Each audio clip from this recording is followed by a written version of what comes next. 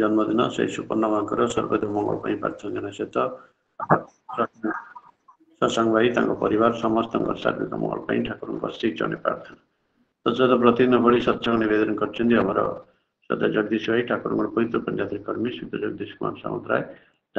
परिवार समस्त शारीरिक मंगल ठाकुर श्री चरण प्रार्थना बर्तमान शंखदिन प्रदान करने सद्य प्रमिला महाज श्रीमती प्रमिला पात्र और सदगुरु वंदना करने सद्य मोहन भाई श्री चंद्रशेखर पात्र बर्तमान प्रमिला माँ को अनुरोध करते शंखदिन प्रदान करते। जय गुरु। जय गुरु महाराज।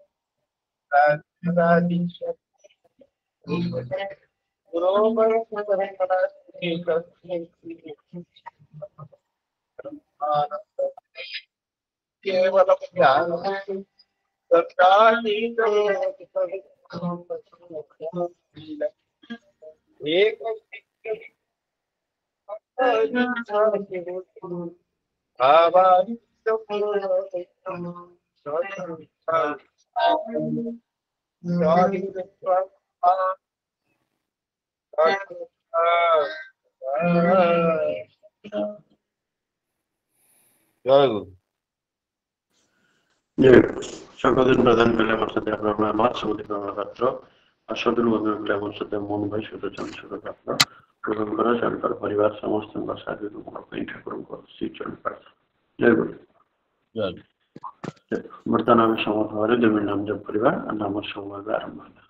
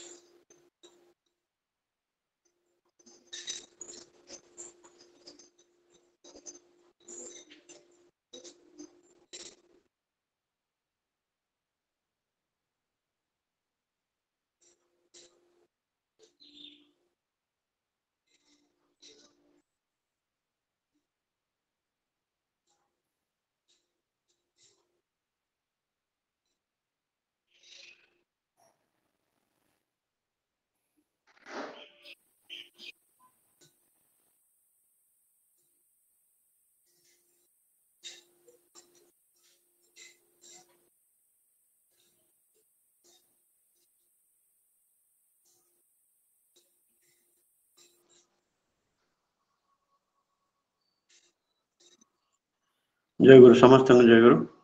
वर्तमान सत्यानुष्ठान ग्रंथ पाठ करेंगे आम सामने माधर भाई श्री माधर दास सत्यानुष्ठान ग्रंथ पाठ करेंगे। जय गुरु भाई। जय गुरु। परम प्रेम श्री ठाकुर अनुसरण सहस्रलिप्त सत्यानुसरण ओडिया अनुवाद ग्रंथ हस किंतु विद्रूप नुहे କାନ୍ଦ କିନ୍ତୁ ଆସକ୍ତିରେ ନୁହେଁ, ଭଲ ପାଇବାରେ ପ୍ରେମରେ। କୁହ କିନ୍ତୁ ଆତ୍ମପ୍ରଶଂସାରେ, ନା ଖ୍ୟାତି ବିସ୍ତାର ପାଇଁ ନୁହେଁ।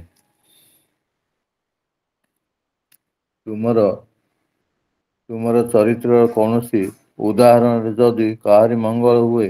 ତେବେ ତା ନିକଟରେ ତାହା ଗୋପନ ରଖ ନାହିଁ। ତୁମର ସତ୍ ସ୍ୱଭାବ କର୍ମରେ ଫୁଟି ଉଠୁ, କିନ୍ତୁ ନିଜ ଭାଷାରେ ଯେପରି ବ୍ୟକ୍ତ ନ ହୁଏ ନଜର ରଖ। ସତ୍‌ରେ ତୁମର ଆସକ୍ତି ସଂଲଗ୍ନ କର, ଅଜ୍ଞାତସାରରେ ସତ୍ ହେବ। ତୁମେ ଆପଣା ଭାବରେ ସଚିନ୍ତାରେ ନିମଗ୍ନ ହୁଅ। ତୁମ ଅନୁଯାୟୀ ଭାବ ଆପଣ ଛାଏଁ ଫୁଟି ଉଠିବ। ଅସତ୍ ଚିନ୍ତା ଯେପରି ଚାହାଣୀ, ବାକ୍ୟ, ଆଚରଣ, ବ୍ୟବହାର ଇତ୍ୟାଦିରେ ଫୁଟି ଉଠେ, ସଚିନ୍ତା ମଧ୍ୟ ସେହିପରି ଉକ୍ତ ରୂପେ ଫୁଟି ଉଠିଥାଏ। ଜୟ ଗୁରୁ। ଜୟ ଗୁରୁ। ସତ୍ୟାନ୍ୱେଷଣ ଗ୍ରନ୍ଥ ପାଠ କଲେ ଆମର ସ୍ୱାମୀ ମାୟାଧର ଭାଇ ସହିତ ମାୟାଧର ଦାସ ତାଙ୍କ ପରିବାର ସମସ୍ତଙ୍କର ସାର୍ବିକ ମଙ୍ଗଳ ପାଇଁ ଠାକୁରଙ୍କ ଶ୍ରୀଚରଣ ପ୍ରାର୍ଥନା। ଜୟ ଗୁରୁ। ଜୟ ଗୁରୁ।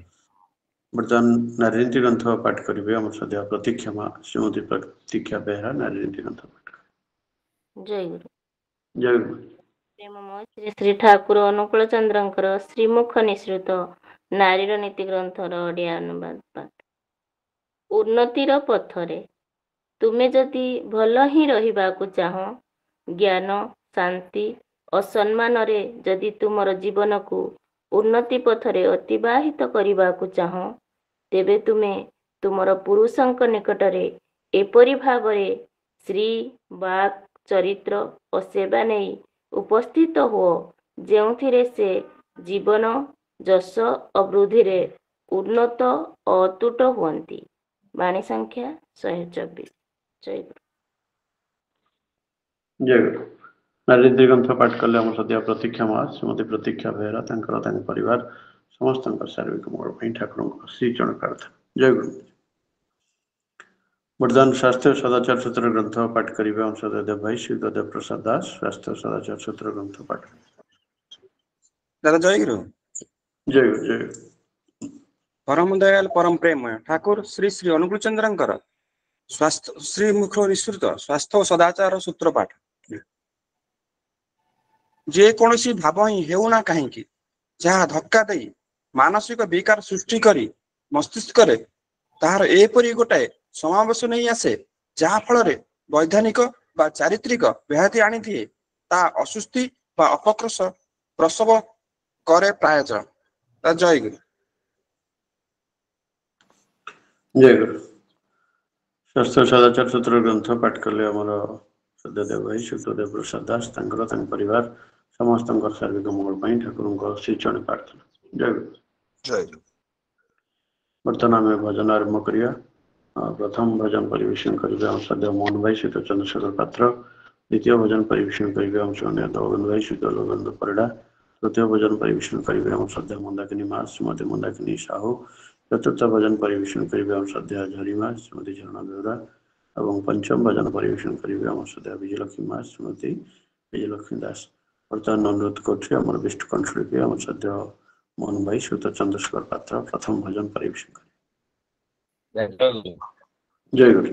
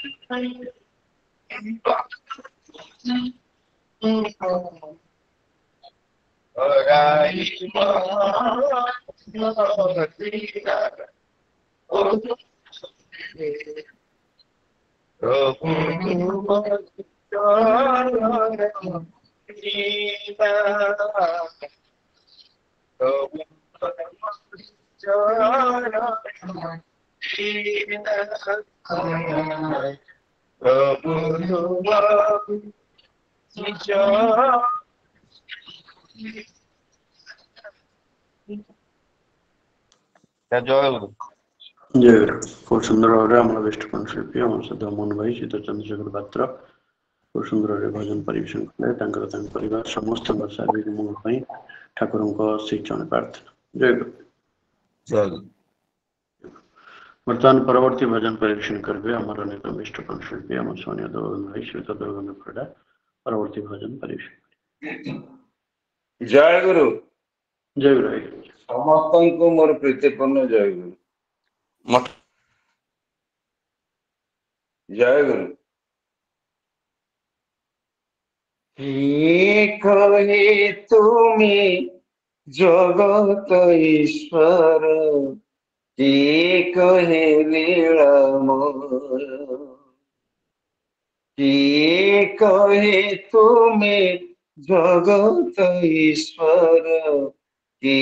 কহে লীলাময় ମୁଁ ଜାଣିଛି ତୁମେ ମନର ମଣିଷ ମୁଁ ଜାଣିଛି ତୁମେ ମନର ମଣିଷ ଅପରୂପ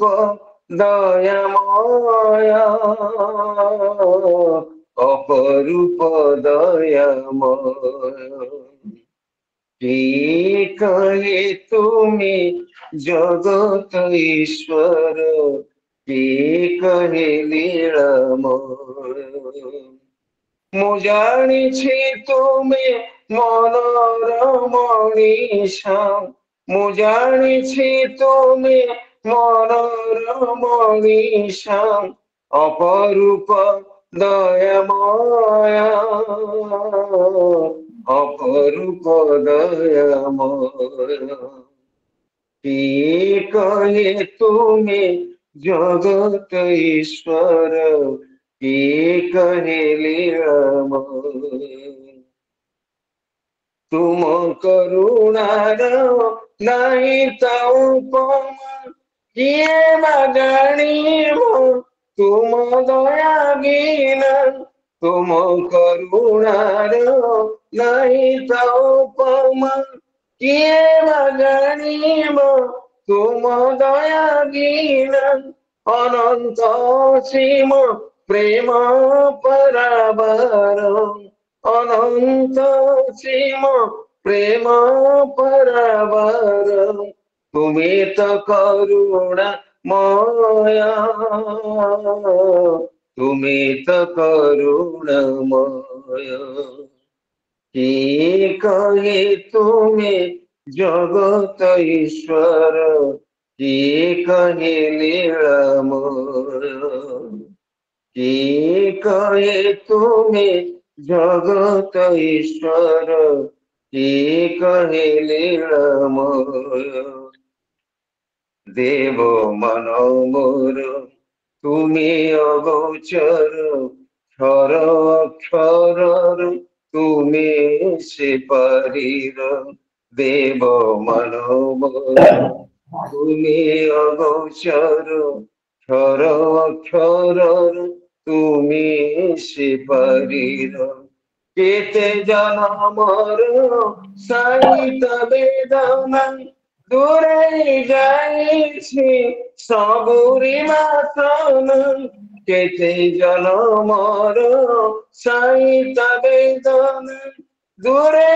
যাইছি ସବୁରି ମାତନ ଆଉ କେଉଁ ଧନ ମାଗିବି ଦୟା ଆଉ କେଉଁ ଧନ ମାଗିବି ଦୟା ତୁମେ ହିଁ ପଥ ପଥିଆ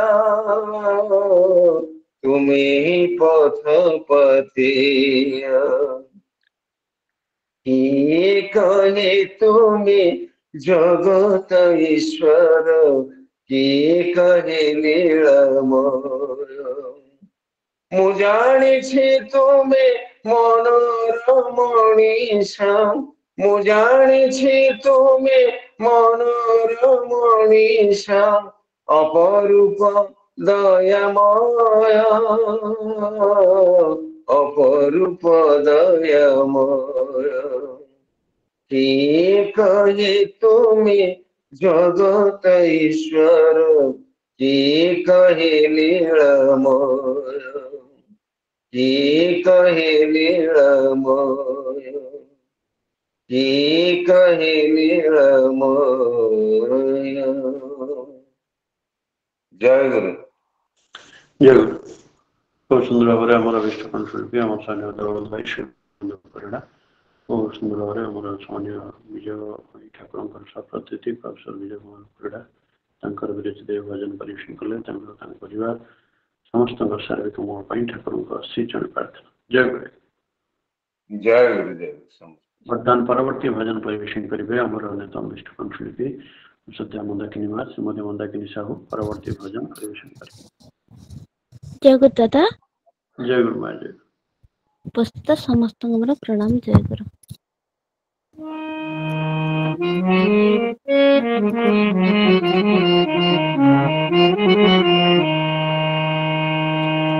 आखिरे आखिरे प्रभु कहिला कथा आखिरे आखिरे प्रभु कहिला कथा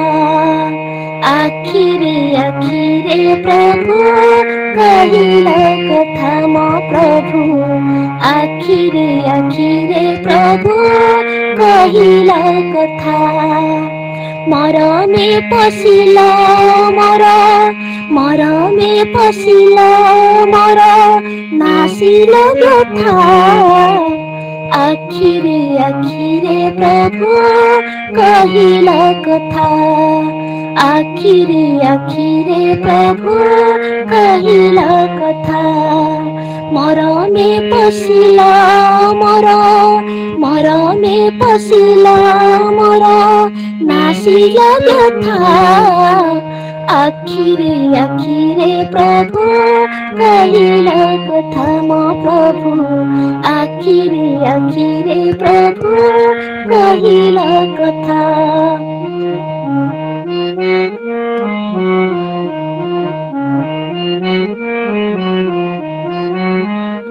घना निशी हेला भर दूरे गलाणी तिमिर खोलिले मन दुआर बढ़ाई देल पावर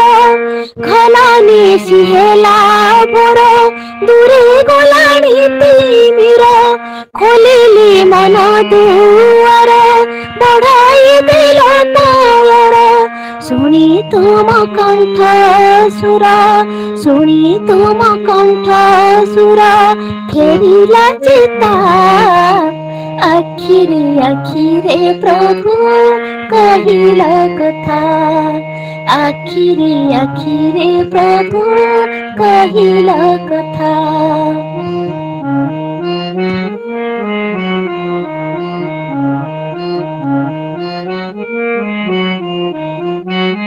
सहज रूप ठाणी उदास चाहाणी तुमे तुमर बिंधाणी मन प्राण नेल टाणी सहज ए रूप ठाणी उदास चाहाणी तुमे तुमर बिंधाणी मन प्राण नील टाणी तब कृपा बिना भवे तब कृपा बिना भवे नाही अन्यथा आखिरे आखिरे प्रभु कहिल कथा मो प्रभु आखिरे आखिरे प्रभु कहिल कथा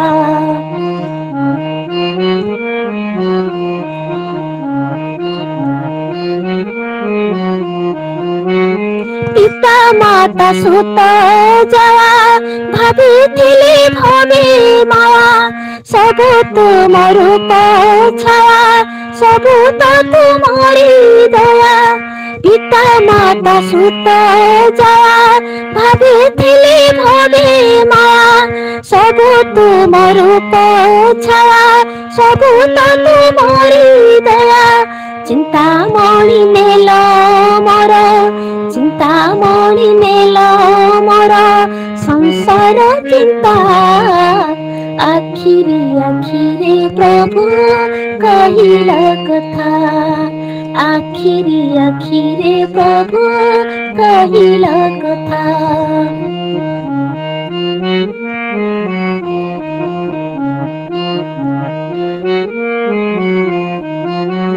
केते देखा जना आज सब चिन्हा चिन्हा नहेले तब करुणा तत्व ज्ञानी हुए बणा केते देखा जना आज सब चिन्हा चिन्हा नहेले तब करुणा तत्व ज्ञानी हुए बणा गुरु पद बिना अछि गुरु पद बिना अछि आउ की पंथा आखिरे आखिरे प्रभु कहिल कथा आखिरे आखिरे प्रभु कहिल कथा मोर में पसिल मोर मोर में पसिल मोर नासिय व्यथा आखिरे आखिरे प्रभु कहिल कथा आखिरे आखिरे प्रभु कहिल कथा मो प्रभु आखिरे आखिरे प्रभु कहिल कथा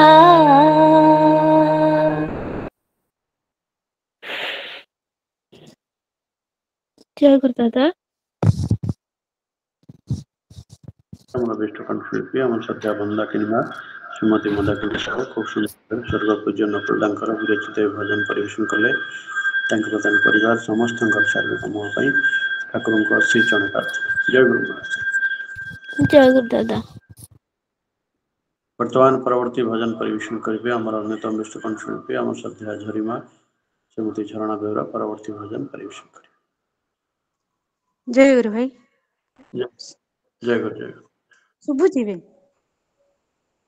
हाँ शुभुची हे शुभुची दया शुभुची हे दरदी हे चिर सुंदर हे दयाल हे दरदी हे चिर सुंदर तुम प्रेम तुम दया अनंत पार प्रभु करुणा सागर हे दयाल हे दरदी हे चिर सुंदर हे दयाल हे दरदी हे चिर सुंदर तुम प्रेम तुम दया अनंत पार प्रभु करुणा सागर हे दयाल हे दरदी हे चिर सुंदर हे दयाल हे दरदी हे चिर सुंदर तुमे ही जीवन धारा अनंत मरुरे तुमे ही जीवन डंगा अथल सागरे तुमे ही जीवन धारा अनंत मरुरे तुमे ही जीवन डंगा अथल सागरे तुम बिना ये जीवन हुए ना रखार तुम बिना ये जीवन खार तुम साथे जीवन लागे स्वर्गद्वार प्रभु करुणा सागर हे दयाल हे दरदी हे चिर सुंदर हे दयाल हे दरदी हे चिर सुंदर से दर आगरे आजी करिछि प्रतीक्षा अनाही रहिछि केबे सरिब परीक्षा से दर आगरे आजी करिछि प्रतीक्षा अनाही रहिछि केबे सरिब परीक्षा लभिछि जन्म आजी कोटि साधनार लभिछि जन्म आजी कोटि साधनार तुम नाम जपि धन्य जीवन मोहर प्रभु करुणा सागर हे दयाल हे दरदी हे चिर सुंदर हे दयाल हे दरदी हे चिर सुंदर बार बार ए धरारे लभिन जन्म तुमरी प्रतिष्ठा हेउ ए जीवन कर्म बार बार ए धरारे लभिन जन्म तुमरी प्रतिष्ठा हेउ ए जीवन कर्म आहुति मते कर ए कर्म यज्ञर आहुति मते कर ए कर्म यज्ञर प्रभुति सजाड़ी हेउ प्रेम रे तुमर प्रभु करुणा सागर हे दयाल हे दरदी हे चिर सुंदर हे दयाल हे दरदी हे चिर सुंदर तुम प्रेम तुम दया अनंत पार प्रभु करुणा सागर हे दयाल हे दरदी हे चिर सुंदर हे दयाल हे दरदी हे चिर सुंदर हे दयाल हे दरदी हे चिर सुंदर। जय गुरु भाई। खूब सुंदर समुद्र श्लोक कंठरे आम अभिष्ट कंठशिल्पी श्रद्धेय आचार्य श्रीमती शरणा बेहरा खूब सुंदर भजन परिवेशन कले परिवार समस्त शारीरिक मंगल ठाकुर श्री चरण प्रार्थना। जय वर्तमान परवर्ती भजन परिवेशन करेंगे आम अन्यतम अभिष्ट कंठशिल्पी आम श्रद्धेय विजयलक्ष्मी माँ श्रीमती विजयलक्ष्मी दास परवर्ती भजन परिवेशन। जय गुरु दादा। जय गुरु माँ।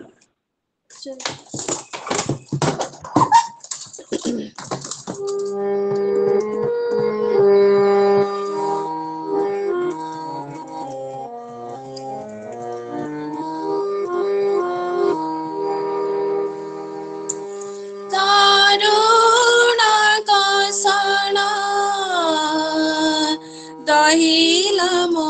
प्राण श्री चरणी दिला शरण प्रभु विनाशिल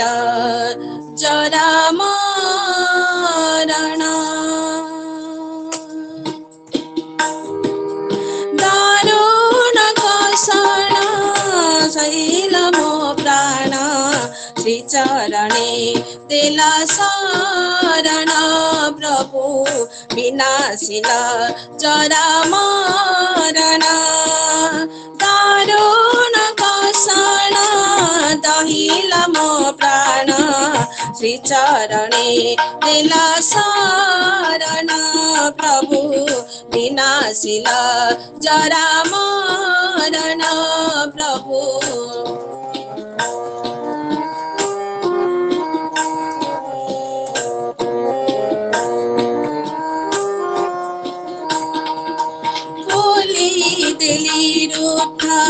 मो मन दुआर भक्ति गंगा जाने धोइले पायार होली दिली रुद्र मो मन दुआर भक्ति गंगा जाने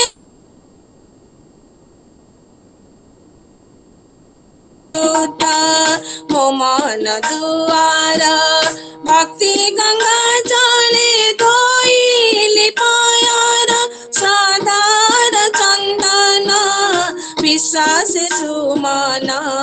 କରିଲି ତୁମକୁ ବରଣ ପ୍ରଭୁ କରିଲି ତୁମକୁ ବରଣ ଦାରୁଣ କଷଣ ଗାଇଲ ମୋ ପ୍ରାଣ ଶ୍ରୀ ଚରଣେ ଦିଲ ଶରଣ ପ୍ରଭୁ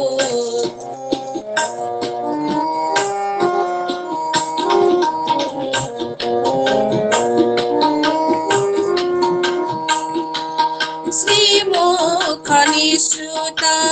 বাণী প্রসবন সে বাণী শ্রবণে প্রাণে জাগে প্রাণ শ্রীমুখ নিঃসৃত বাণী প্রসবন সে বাণী শ্রবণে প্রাণে জাগে প্রাণ শ্রীঅঙ্গ সুষমা নাহি তা উপমা শান্তি দাম তব চরণ প্রভু শান্তি ধাম তব চরণ দারুণ কষণ গাইল মো প্রাণ শ্রী চরণে দিল শরণ প্রভু বিনাশিল জরা মরণ প্রভু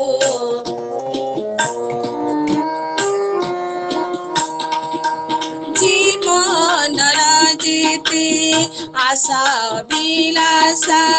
করিছ পুরাণ প্রভু পরমেশ জীবনরাজিতে আশা বিলাসা করিছ পুরাণ প্রভু পরমেশ তব পদ লাভ সংসারে দুর্লভ কাম নাহিলা নির্বাণ প্রভু কাম নাহিলা নির্বাণ দারুণ কষণ গাইল মো প্রাণ শ্রী চরণে দিল শরণ প্রভু বিনাশিল জরা মরণ দারুণ কষণ গাইল মো প্রাণ শ্রী চরণে দিল শরণ প্রভু বিনাশিল জরা মরণ প্রভু বিনাশিল জরা মরণ প্রভু শ্রী চরণে দিল শরণ জয় গুরু দাদা জয় গুরু খুব সুন্দর সমুদ্র সুরত কণ্ঠরে আমরা বিষ্ণুকণ শিল্পী ଆମ ଶ୍ରଦ୍ଧେୟ ବିଜୟଲକ୍ଷ୍ମୀ ମା ଶ୍ରୀମତୀ ବିଜୟଲକ୍ଷ୍ମୀ ଦାସ খুব সুন্দর ভাবে ভোজন পরিবেশন করলে ତାଙ୍କର ତାଙ୍କ ପରିବାର ସମସ୍ତଙ୍କର ସାର୍ବିକ ମଙ୍ଗଳ ପାଇଁ ଠାକୁରଙ୍କ ଶ୍ରୀଚରଣ ପ୍ରାର୍ଥନା ଜୟ ଗୁରୁ ଜୟ ଗୁରୁ ଦାଦା ବର୍ତ୍ତମାନ କୀର୍ତ୍ତନ ପରିବେଶନ କରିବେ ଆମ ଶ୍ରଦ୍ଧେୟ ଆଦିତ୍ୟ ଭାଇ ଶ୍ରୀଯୁକ୍ତ ଆଦିତ୍ୟ କୁମାର ପଣ୍ଡା ଏବଂ ତାଙ୍କର ପରିବାର କୀର୍ତ୍ତନ ପରିବେଶନ କରିବେ ଦାଦା ଜୟ ଗୁରୁ ଦାଦା ଜୟ ଗୁରୁ ଜୟ ଗୁରୁ ସମସ୍ତଙ୍କୁ ମୋର ଜୟ ଗୁରୁ আজি ধন্য ধন্য ধন্য রে এ জীবন ধন্য রে ভাই ধন্য ধন্য ধন্য রে এ জীবন ধন্য রে কেতে জন্ম যাইছি কেতে জন্ম জীবরে এই জনমরে পাইছি দয়াল চরণে স্থান রে আজি কেতে জন্ম যাইছি কেতে জন্ম জীবরে এই জনমরে পাইছি দয়াল চরণে স্থান কেতে জন্ম যাইছি কেতে জন্ম জীবনে এই জনমরে পাইছি দয়াল চরণে স্থান রে ভাই কেতে জন্ম যাইছি কেতে জন্ম জীবনে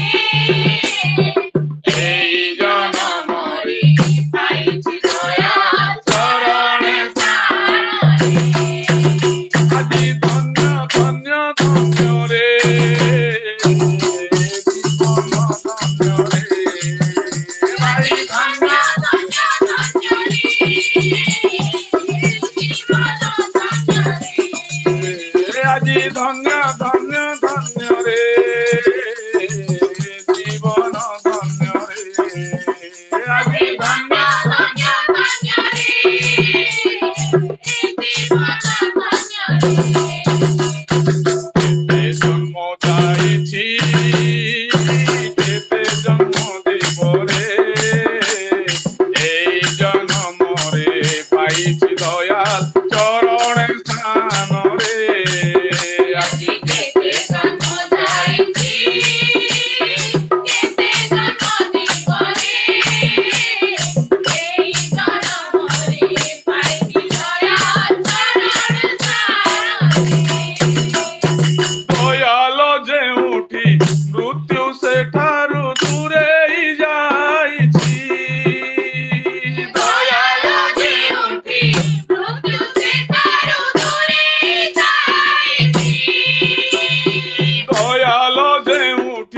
মৃত্যু সেখারু দূরেই যাইছি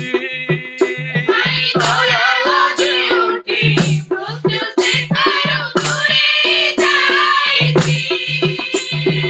অমর জীবন ঐশী চেতন অমৃত ঝরুছি অমর জীবন ঐশী চেতন অমৃত ঝরুছি অমর জীবন ঐশী চেতন অমৃত ঝরুছি অমর জীবন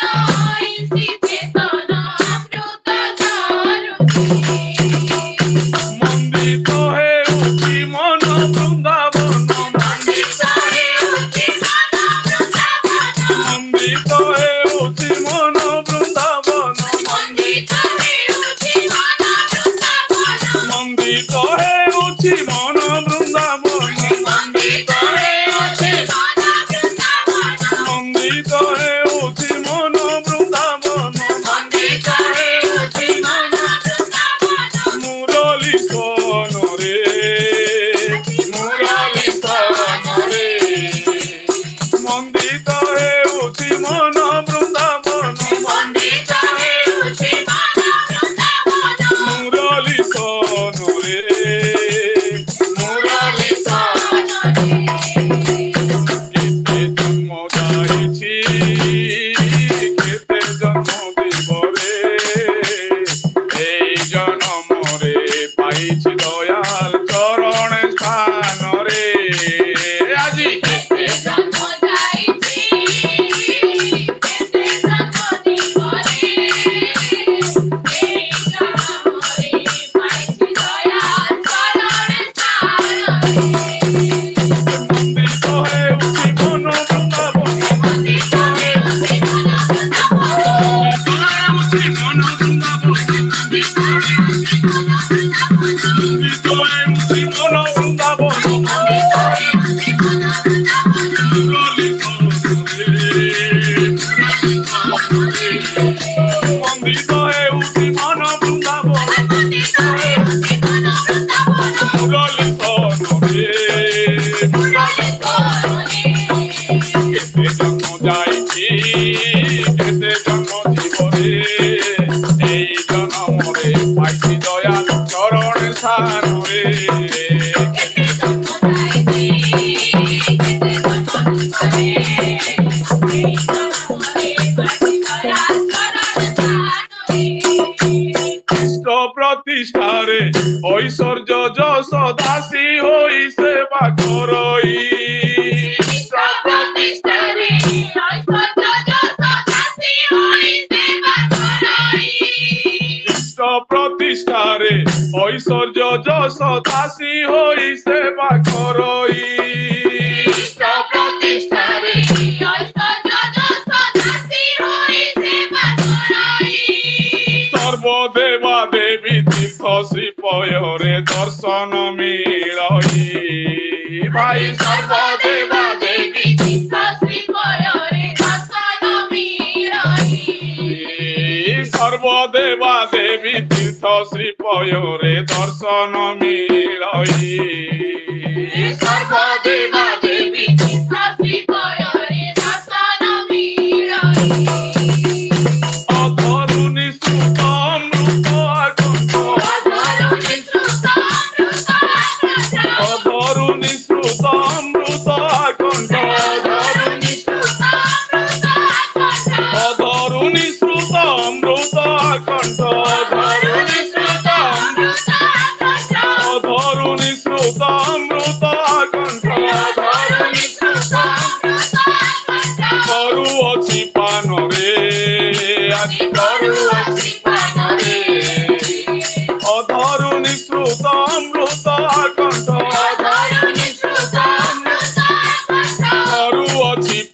ରେ ମାରୁଅଛି କେତେ ଜନ୍ମ ଯାଇଛି କେତେ ଜନ୍ମ ଦେବରେ এই জন্মরে পাইছি দয়াল চরণ স্থানরে আজি কেতে জন্ম যাইছি কেতে জন্ম দিবরে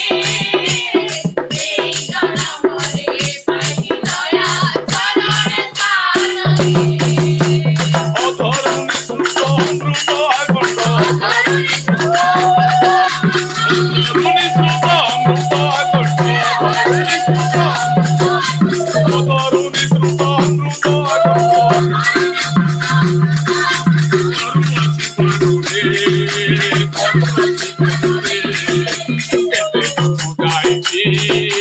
কেতে জন্ম দিবরে এই জন্মরে পাইছি দয়াল চরণ স্থানরে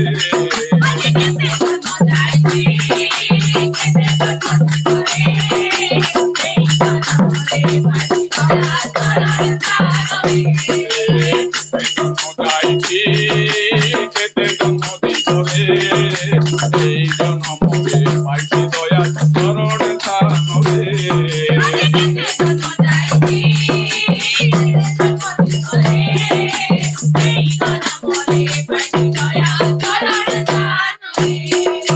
ବାନ୍ଧିଛନ୍ତି ବିଭୁ ବିଶ୍ୱଜନଙ୍କୁ ନାମ ପ୍ରେମ ଡୋରରେ ବାନ୍ଧିଛନ୍ତି ବିଭୁ ବିଶ୍ୱଜନଙ୍କୁ ନାମ ପ୍ରେମ ଡୋରରେ ଆଜି ବାନ୍ଧିଛନ୍ତି ବିଭୁ ବିଶ୍ୱଜନଙ୍କୁ ନାମ ପ୍ରେମ ଡୋରରେ ବାନ୍ଧିଛନ୍ତି ବିଭୁ ବିଶ୍ୱଜନଙ୍କୁ ନାମ ପ୍ରେମ ଡୋରରେ ପ୍ରତି ଗୃହାଙ୍ଗନ ପରମ ପିତାଙ୍କ ପବିତ୍ର ମନ୍ଦିରରେ ଭାଇ ପ୍ରତି ଗୃହାଙ୍ଗନ ପରମ ପିତାଙ୍କ ପବିତ୍ର ମନ୍ଦିରରେ ପ୍ରତି ଗୃହାଙ୍ଗନ ପରମ ପିତାଙ୍କ ପବିତ୍ର ମନ୍ଦିରରେ ପ୍ରତି ଗୃହାଙ୍ଗନ ପରମ ପିତାଙ୍କ ପବିତ୍ର ମନ୍ଦିରରେ ଭକ୍ତରୁ ଦୟ ଲୀଳାମୟଙ୍କର ଭକ୍ତରୁ ଦୟ ଲୀଳାମୟଙ୍କର ଭକ୍ତରୁ ଦୟ ଲୀଳାମୟଙ୍କର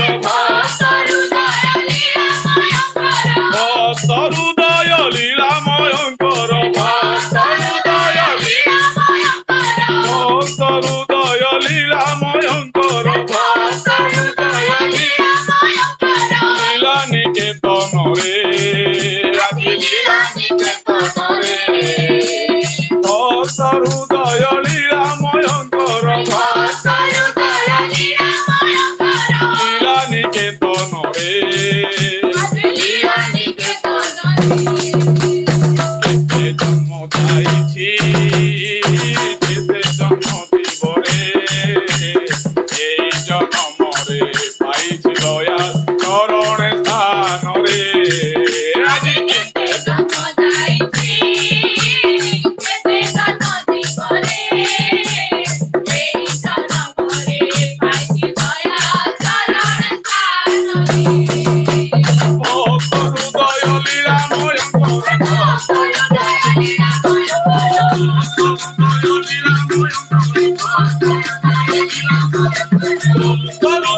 লীলাময়ঙ্কর ভক্তরু দয় লীলা নিকেতনে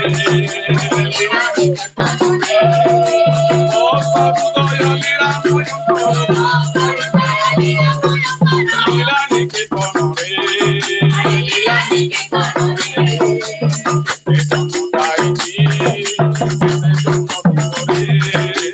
এই জন্মরে পাইছি দয়াল চরণ স্থানরে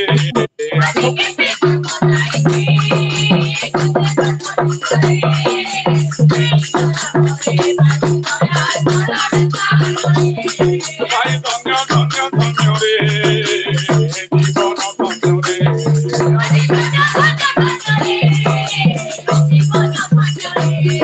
ভাই ধন্য ধন্য ধন্য রে জীবন ধন্য রে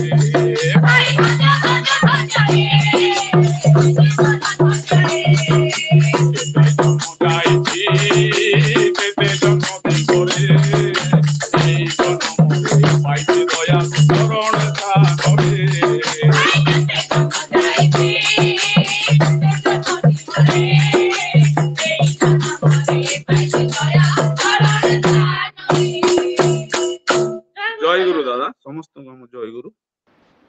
जय गुरु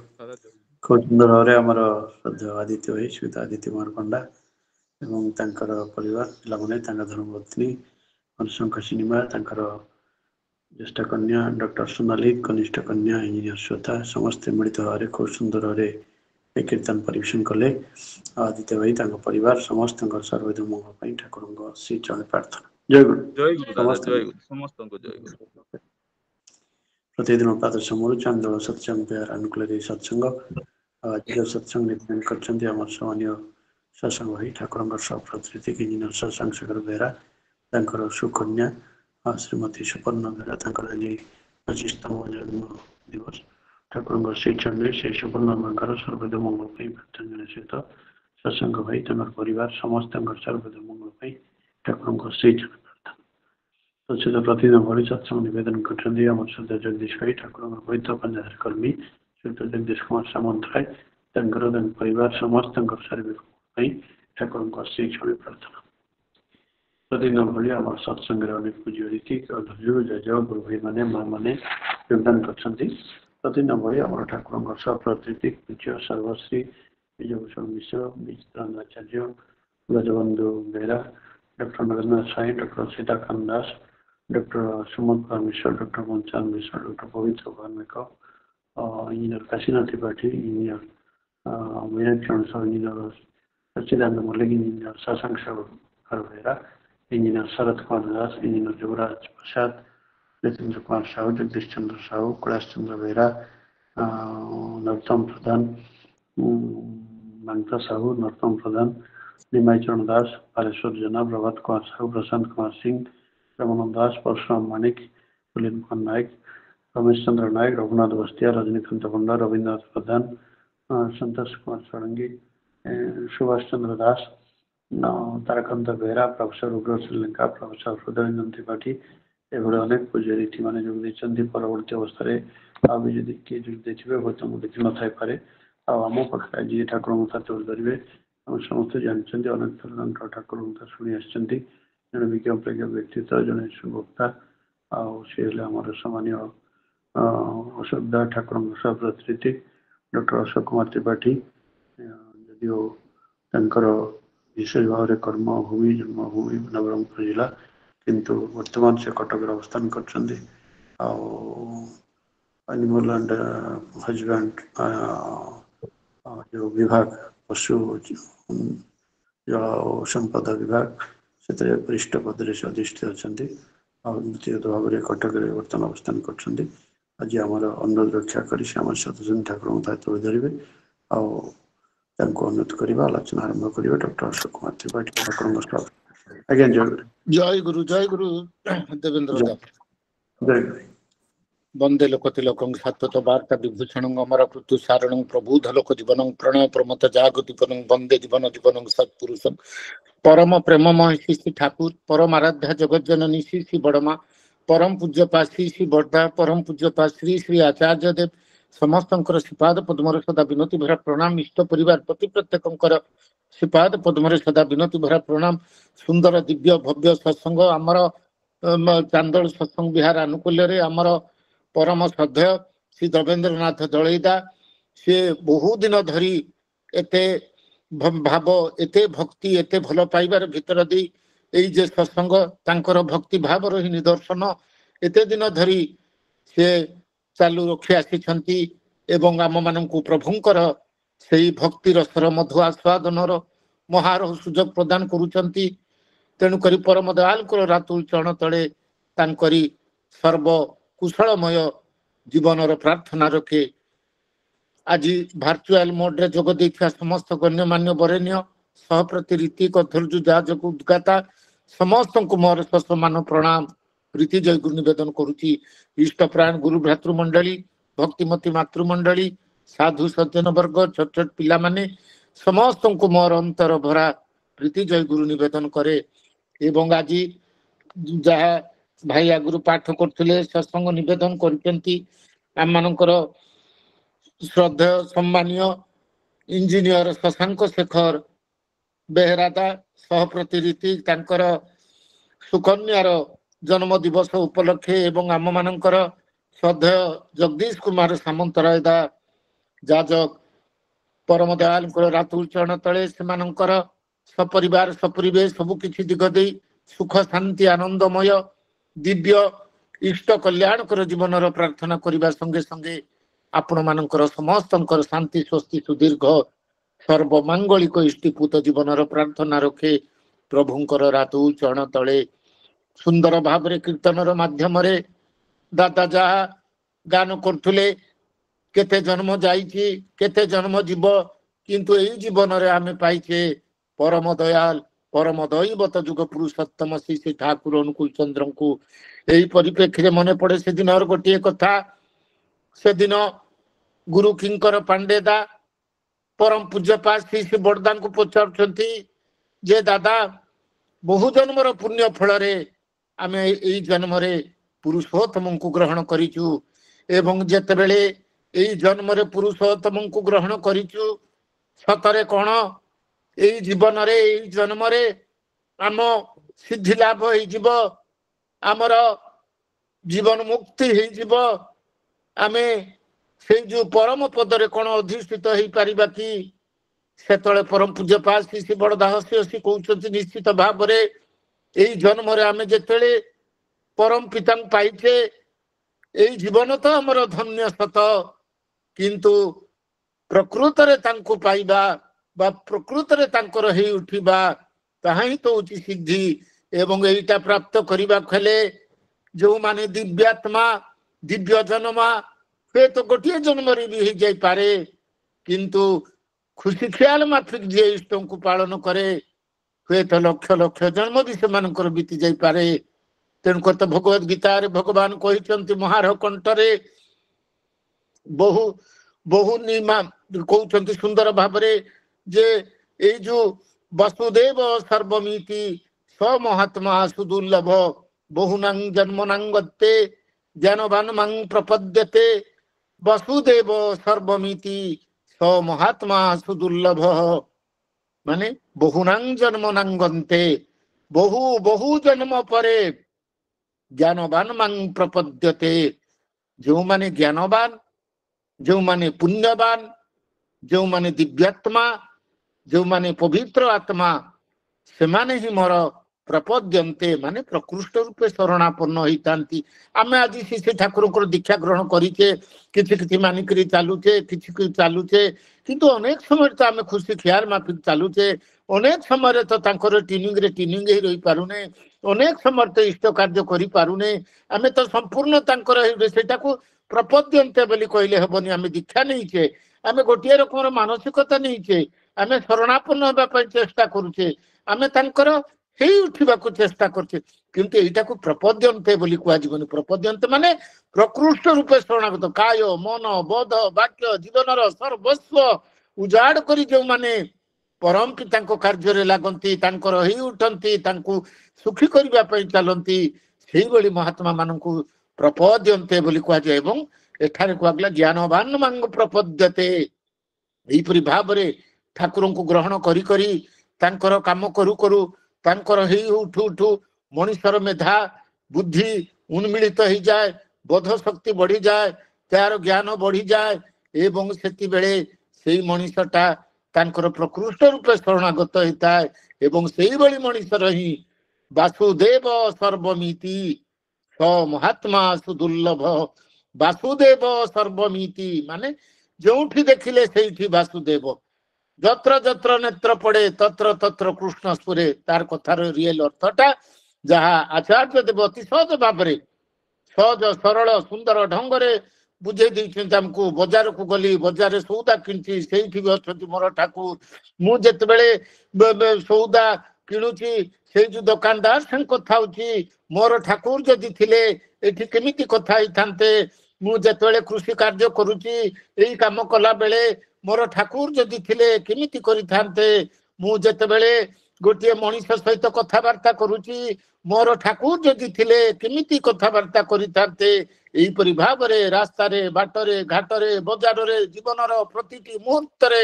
କେବଳ ଠାକୁର ଠାକୁର ଠାକୁର ଠାକୁରମୟ ଜୀବନ এইটাକୁ କୁହାଯାଏ ବାସୁଦେବ ସର୍ବମିତି ଏବଂ ଏଇଟା ମହାତ୍ମା ସୁଦୁର୍ଲଭ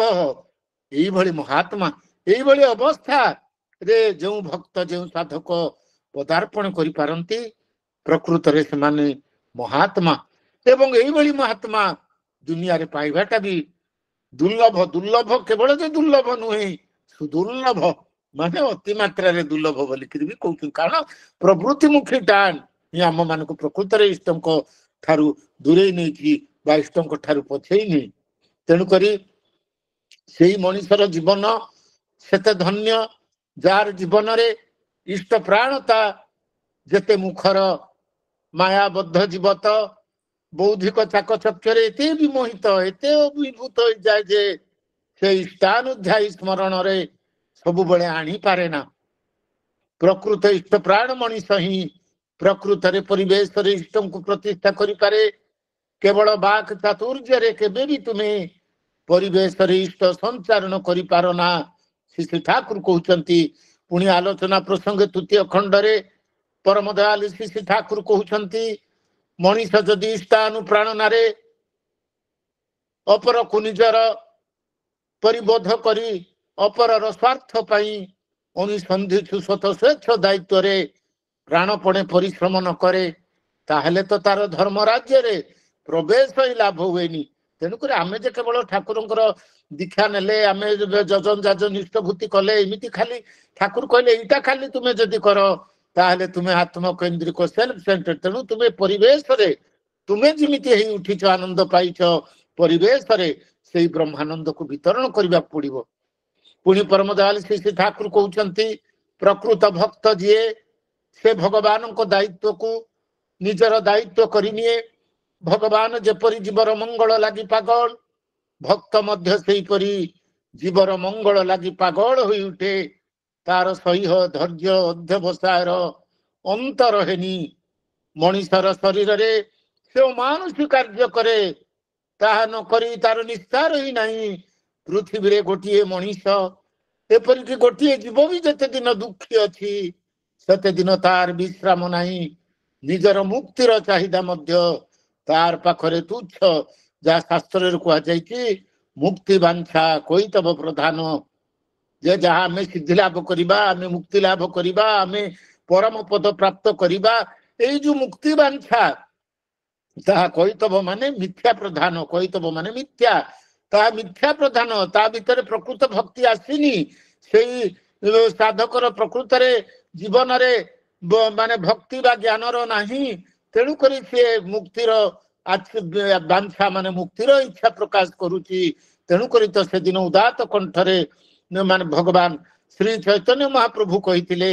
ଭକ୍ତି ସୁଖ ଆଗେ ମୁକ୍ତି ଅତି ତୁଚ୍ଛ হয় অতএব ভক্ত গণে মুক্তি ন ইচ্ছয় ভক্তি সুখ আগে মুক্তিটা অতি তুচ্ছ তেণুকরি যে ভক্ত সে কেবে ବି মুক্তি চাহে না সুন্দর ভাବରେ ଆଜି ମା ଭଜନରେ ଗାନ କରୁଥିଲେ ବାର ବାର ଏ ଧରା ପୃଷ୍ଠରେ ହେ ପ୍ରଭୁ ମୁଁ ଜନ୍ମ ନେବି ଆଉ ଆପଣଙ୍କର ସ୍ୱାର୍ଥ ପ୍ରତିଷ୍ଠା କରିବା ପାଇଁ ଚେଷ୍ଟା କରିବି ଭଜନରେ ଆଜି ଗାନ କରୁଥିଲେ ତେଣୁକରି ପ୍ରକୃତରେ ଯିଏ ଭକ୍ତ ସେ ତ ମୁକ୍ତି ଚାହେଁନି ଭକ୍ତ ତ ଭାବେ ପ୍ରଭୁଙ୍କର ସୁଖ ସ୍ୱାଚ୍ଛନ୍ଦ୍ୟକୁ ମୁଁ ସୁଖ ସ୍ୱାଚ୍ଛନ୍ଦ୍ୟ ପାଇଁ ମୁଁ 112 ନରକ ଭୋଗ କରିବି ଠାକୁର କହୁଛନ୍ତି ଯେ ପ୍ରକୃତରେ ଭକ୍ତ ସେ 112 ନରକ ଯନ୍ତ୍ରଣା ଭୋଗ କରିବାକୁ ବି ପ୍ରସ୍ତୁତ ସେ ମଧ୍ୟ ଭଲ କିନ୍ତୁ ସେ ଯେତେବେଳେ ପ୍ରତ୍ୟେକଟି ଜୀବର ସୁଖରେ ସୁଖୀ ହୁଅନ୍ତି ସେତେବେଳେ ପ୍ରକୃତ ସୁଖ ପାଇଁ ମୁଁ ବାର ବାର ପୃଥିବୀକୁ ଆସି ସବୁ କଷ୍ଟ ଦୁଃଖ ବିଷୟ କରିପାରେ ଏଭଳି ମନ ଯାହାର ଏଭଳି ପ୍ରାଣ ଯାହାର ତାକୁ ହିଁ କହନ୍ତି ଈଶ୍ୱର କୋଟି ପୁରୁଷ ଠାକୁର କହୁଛନ୍ତି ଈଶ୍ୱର କୋଟି ମାନେ କେବଳ ଠାକୁର ଠାକୁର ଠାକୁରମୟ ଠାକୁର ବା ଭଗବାନ ଭଗବାନ ବୋଲି କହିଲେ ଭଗବାନ ଏବଂ ଭଗବାନଙ୍କର ପରିବେଶ ସମସ୍ତଙ୍କୁ ଏକାକାର କରି ସେଇପରି ଭଲ ପାଇବା ପୁରାଣ ପ୍ରୟାସୀ ହବା ସେଇମାନେ ହିଁ ହଉଛନ୍ତି ଈଶ୍ୱର କୋଟି ପୁରୁଷ ଠାକୁର କହିଲେ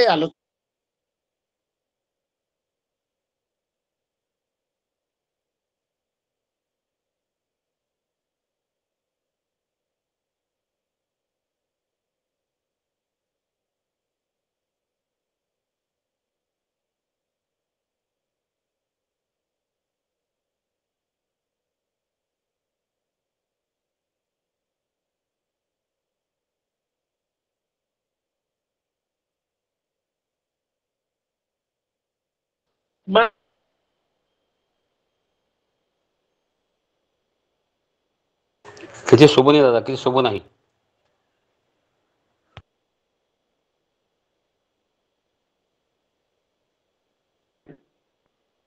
ସେ ସମୟରେ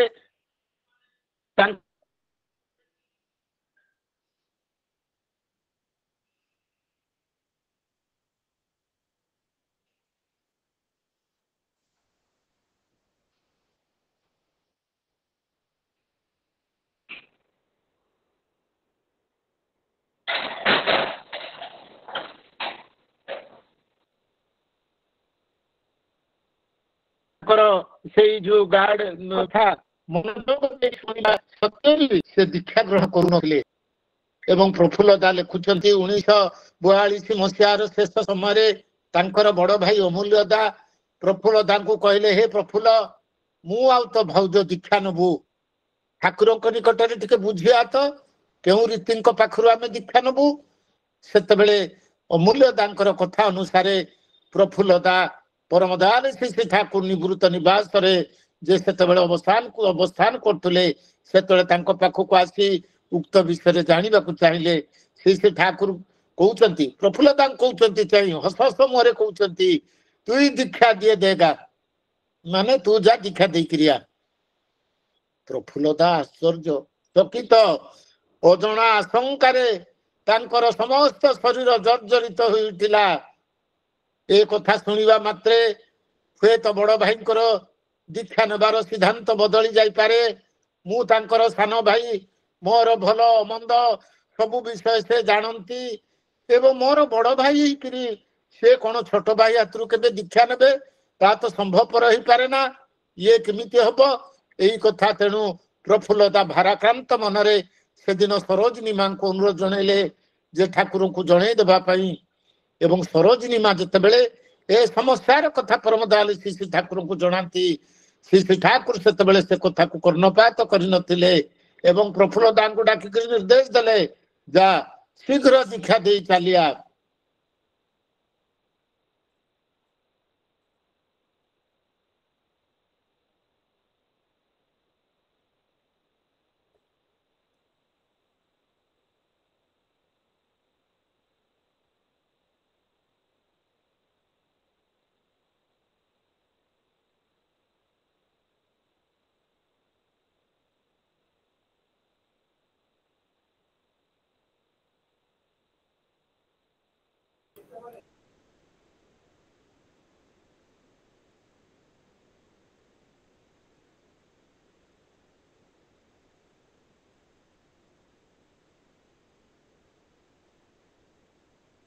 ଜୟ ଗୁରୁ ଦାଦା, ଶୁଭୁ ନାହିଁ,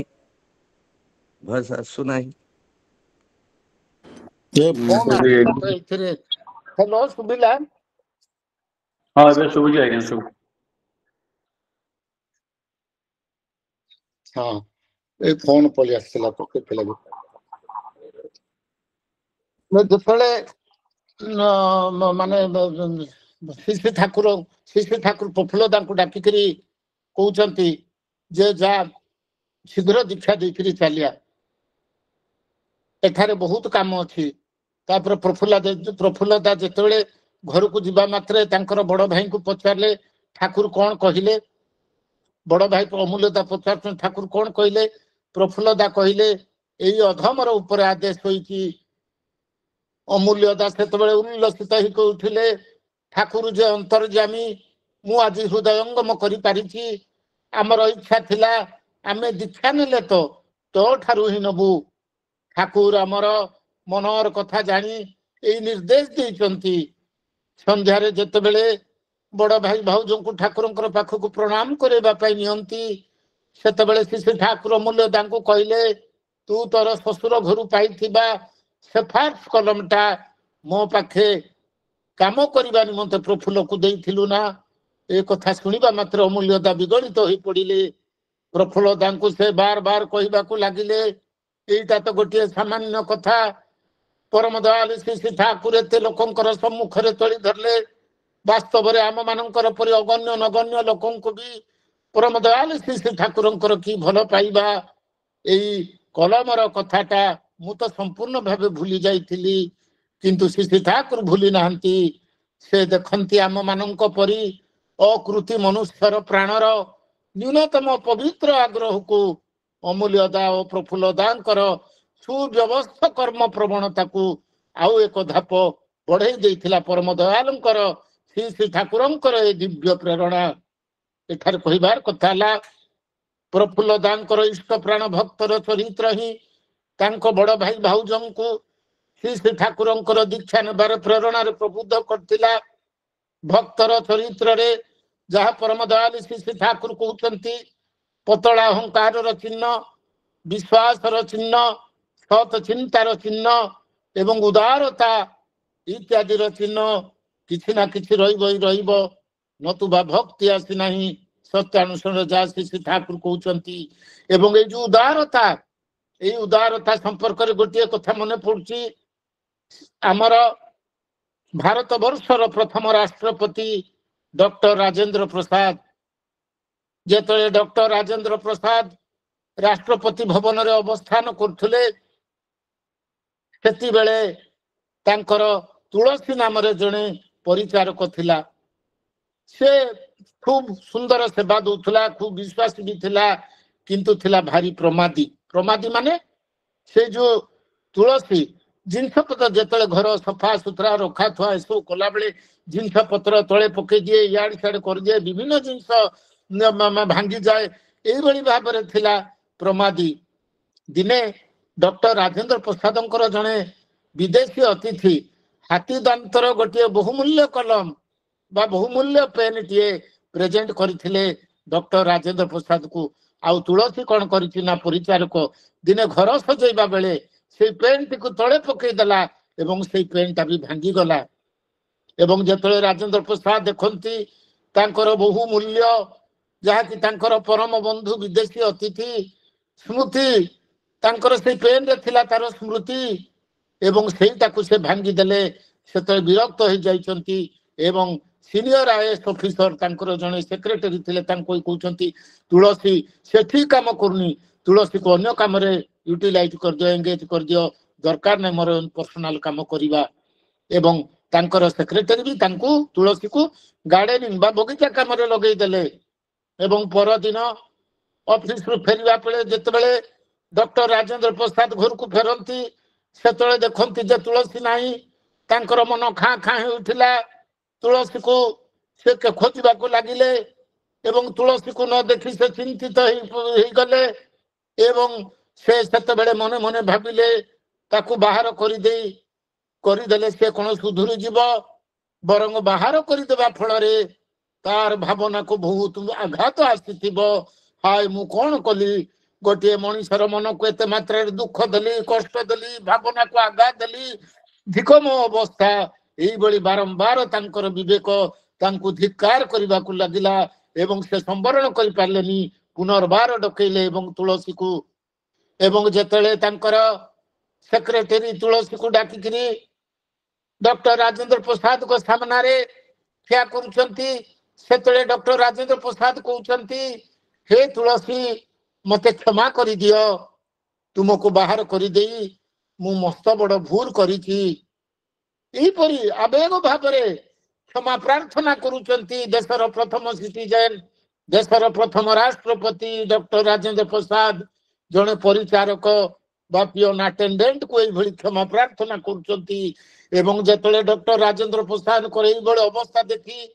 ତାଙ୍କର ସଚିବ ବା ସେକ୍ରେଟାରୀ ସେ ବି ହତଚକିତ ହେଇଯାଇଛନ୍ତି, ତୁଳସୀ ବି ଆଶ୍ଚର୍ଯ୍ୟଚକିତ ହେଇଯାଉଛି। ତୁଳସୀର ଆଖିରୁ ଲତକର ବନ୍ୟା ବୋହି ଚାଲିଛି, ତାର ବାକ୍ ସ୍ଫୁରଣ ହେଇପାରୁନି। ଯେତେବେଳେ ତୁଳସୀ କିଛି କହୁନି ପୁଣି ରାଜେନ୍ଦ୍ର ପ୍ରସାଦ କହୁଛନ୍ତି ତୁଳସୀ ଯେ ପର୍ଯ୍ୟନ୍ତ ତୁମେ ମତେ କ୍ଷମା ନ କରିଛ ମୁଁ ଏଭଳି ତୁମ ଆଗରେ ଛିଡା ହେଇକିରି ରହିବି। ଆଉ ତୁଳସୀ ସମ୍ବରଣ କରିପାରିଲାନି, କାନ୍ଦି କାନ୍ଦି ତାଙ୍କର ଗୋଡ ତଳେ ପଡିଗଲା। ହେ ସାହେବ ମୋ ଭଳି ଜଣେ ଅଧମ କଣ ବା କ୍ଷମା କରିବ, କିନ୍ତୁ ଆପଣ ଯେତେବେଳେ ଚାହିଁଛନ୍ତି ଆପଣଙ୍କୁ ଆଦେଶ ରକ୍ଷା କରି ମୁଁ କ୍ଷମା କଲି ବୋଲି କହିକିରି ତାଙ୍କର ଗୋଡ ତଳେ ପଡି ଯାଉଛି। ପ୍ରକୃତରେ ଜଣେ ଆଦର୍ଶ ନେତାଙ୍କ ଉଦାରତାକୁ ମନେ ମନେ ପ୍ରଣାମ କରୁଥିଲା ସତେ ଯେମିତି ତୁଳସୀ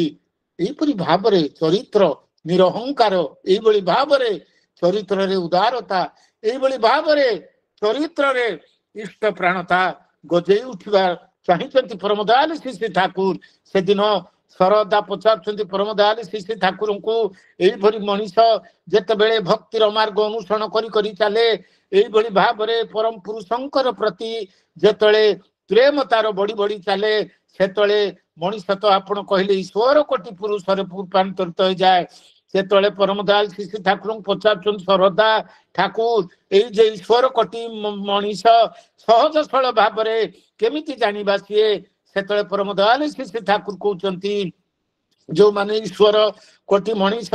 ସେମାନଙ୍କ ଜୀବନରେ ଇଷ୍ଟ ହିଁ ଫାଷ୍ଟ ଆଣ୍ଡ ଫରମୋଷ୍ଟ ହେଇଥାନ୍ତି। ଶ୍ରୀ ଶ୍ରୀ ଠାକୁର ହିଁ ଇଷ୍ଟ ହିଁ ଜୀବନର ପ୍ରଥମ ଏବଂ ପ୍ରଧାନ ହେଇଥାନ୍ତି। ଇଷ୍ଟଙ୍କ ପାଇଁ ଯାହା କିଛି ସେଇ ମଣିଷଟା ହସ ହସ ମୁହଁରେ ସାକ୍ରିଫାଇସ କରିଦେଇପାରେ, ସେ ପରିତ୍ୟାଗ କରିଦେଇପାରେ ଏବଂ ଇଷ୍ଟ ସଙ୍ଗ ସାନ୍ନିଧ୍ୟର ଲାଳସା ଅହର୍ନିଶି ତା ଭିତରେ ଥାଏ। ଇଷ୍ଟ ସେବା, ଇଷ୍ଟ ଚିନ୍ତା, ଇଷ୍ଟ କର୍ମ,